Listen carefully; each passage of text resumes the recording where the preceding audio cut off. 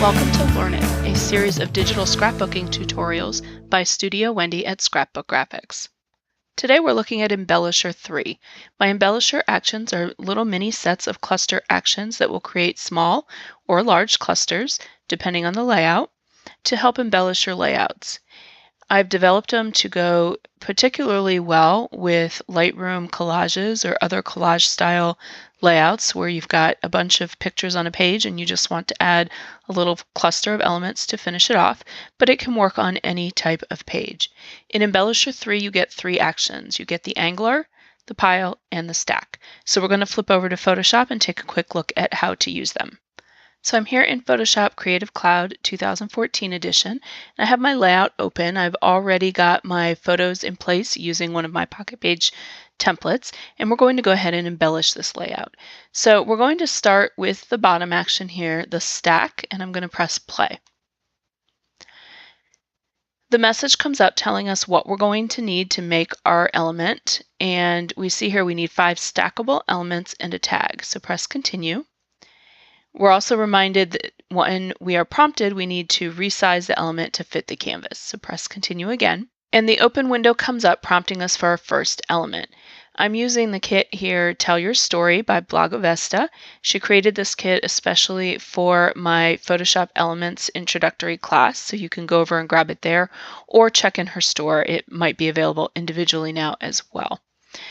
So I'm going to scroll down and start looking for some stackable pieces, and I already see a few that will work well right off the bat. If you forget as you're going along what type of element that you need, just pull the open window out of the way and look over here at the file name.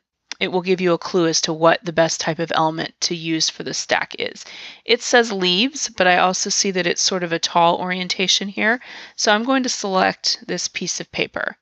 You'll see these actions are really flexible. You can use them with a wide variety of elements, even different items than are suggested.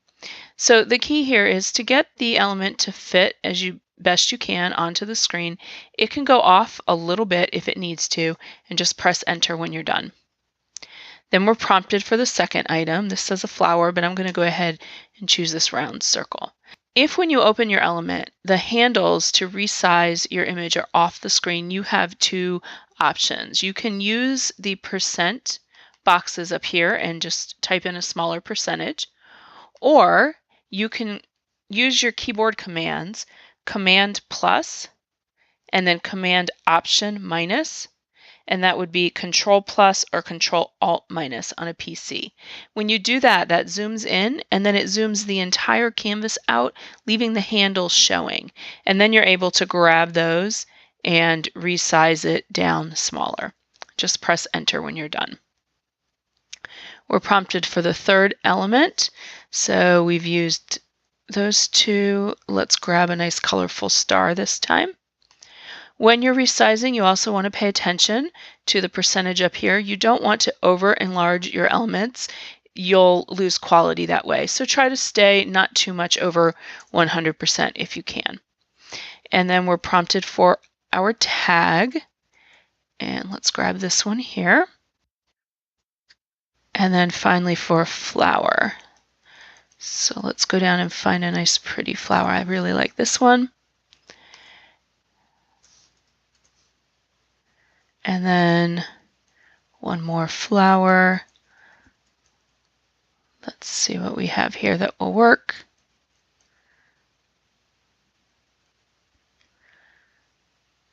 I think I'll use a butterfly instead. You can also rotate your elements if you want to fit them better on the canvas as it's provided. And then there we go. There's our cluster. Now when our cluster comes onto the page, it will be placed above whatever layer was selected when you started the action.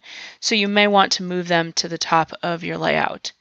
And then you can also use your move tool and grab and move that whole cluster all at once wherever you want it to be.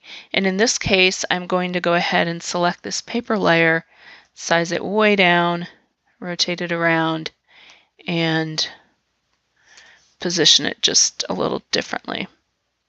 The same here. So they're totally flexible once you get your elements on the screen. as to how you use them. As a matter of fact, I can even send this one back behind my other papers here if I want to. So that's how the stack works. The pile is similar. Let's press play. In this case, we're going to use 3 elements or flowers, 1 word strip, a button or brad, and a fastener. So this is just a little bit more specific as to the types of elements it's looking for. So let's press continue and grab a flower. In general, you can assume that these actions are working from the bottom up. Then we're asked for a word strip, a button or brad, and some kind of fastener. How about we use this little piece of tape that's already on this piece of string. Okay, now in this case, because I accidentally left the bottom layer here selected, our cluster is all hiding. We're just going to move that to the top. And then I can relocate this cluster over here. Zoom in, and I can go ahead and move some of these pieces around. So I might want the tape there. I might want to pull this out. And there we go. So now my cluster is done.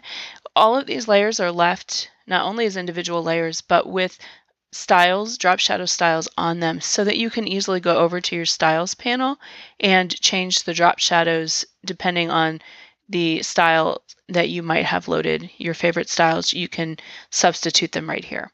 So that's how the Embellisher actions work. The last one we're going to look at is the angler, and the angler is a little bit different because it really is almost creating a full complete page for you. I'm going to delete all of these layers except for the background layer and press play. We're told here to look for 3 long stamps, strings or ribbons, a word art, and 3 elements to be sprinkled. So let's press continue. Okay, so we need a long stamp. That looks like it'll work. Okay, so let's size this to fit. Now we're looking for a word art strip.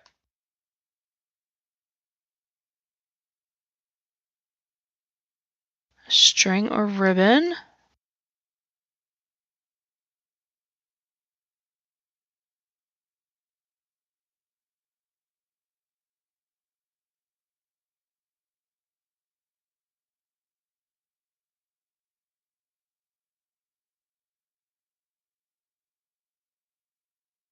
Okay, and there goes the action.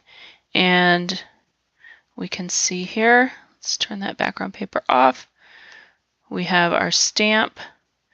We've sprinkled some word strips around that we can type on. We've got our string and our stitches back behind here. And then this butterfly was duplicated along that angle. And all these have been rotated to that angle. So that is just a fun cluster there that now you can add a big bold photo behind, or maybe sprinkle a bunch of small ones around amidst these pieces. So that is the angler. And those are the actions included in the Embellisher 3. Check out my other Embellisher actions. Embellisher 2 is already in the store, and Embellisher 1 is coming soon, I promise. And there will be more Embellisher actions in the future too. Thanks for watching this episode of Learn It.